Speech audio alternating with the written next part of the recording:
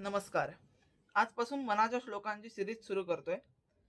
म्हणजे रोज एक मनाचा श्लोक घ्यायचा आणि त्याच्यावरती एक अर्धा मिनिटामध्ये त्याचा अर्थ पाहायचा.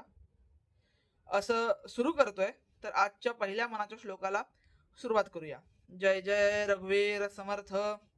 गणाधीश जो ईश सर्वा गुणांचा, मुळारंभ आरंभ तो निर्गुणाचा. नमो शारदा मूळ चत्वार वाचा, गमो पंथ आनंत या राघवाचा. आपल्याकडे अशी प्रथा आहे की कोणतेही कार्य सुरू करत असताना, कोणतेही काम सुरू करत असताना किंवा कोणत्याही ग्रंथाची सुरुवात करत असताना आपण सर्वप्रथम मंगलमूर्तींना वंदन करतो, नमस्कार करतो. तेच समर्थाने इथे अगदी तंतोतंत पाळलेलं आपल्याला दिसून येतं. ज्ञानेश्वरीची सुरुवात करत असताना ज्ञानेश्वरांनी गणपती बाप्पाला नमस्कार केलेला आहे. समर्थ म्हणतात, गणाधीश जो ईश सर्वा गुणांचा. जो गणांचा अधीश आहे, सगळ्या गणांचा जो देव आहे, सगळ्या गुणांचा जो देव आहे, अशा गणपतीला मी नमस्कार करतो. पुढे म्हणतात, मुळारंभ आरंभ तो निर्गुणाचा. आपल्याला माहिती आहे की गणपती बाप्पा हे शंकर पार्वतीचे पुत्र आहेत.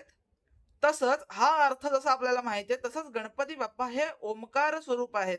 हा अर्थ समर्थांना इथे सांगायचा आहे की निर्गुण तत्वाकडे जात असताना आपण ओम या शब्दाकडे बघतो, म्हणून गणपती बाप्पा हे ओमकार स्वरूप आहेत. मुळारंभ आरंभ तो निर्गुणाचा. नमो शारदा मूळ चत्वार वाचा.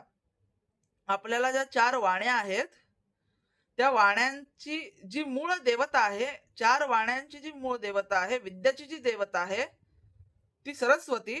तिला समर्थ नमस्कार करतात. आणि शेवटी समर्थ म्हणतात की गमू पंथ आनंद या राघवाचा. समर्थाने सांगितलंय की आपल्याला कोणत्या पथावर जायचंय, आपल्याला कोणत्या मार्गाने जायचंय. गमू पंथ आनंद या राघवाचा, की आपल्याला रामाकडे जायचंय, आपल्याला या राघवाच्याकडे जायचंय, आपल्याला या राघवाच्या दिशेने जायचंय, असं समर्थ सांगतात. आणि ते कसं जायचंय हे आपल्याला समर्थ पुढच्या श्लोकांमधून सांगणार आहेत, पुढच्या श्लोकांमधून पटवून देणार आहेत. तेव्हा पुढचे श्लोक पाहण्यासाठी असेच परत भेटूया. जय जय रघुवीर समर्थ.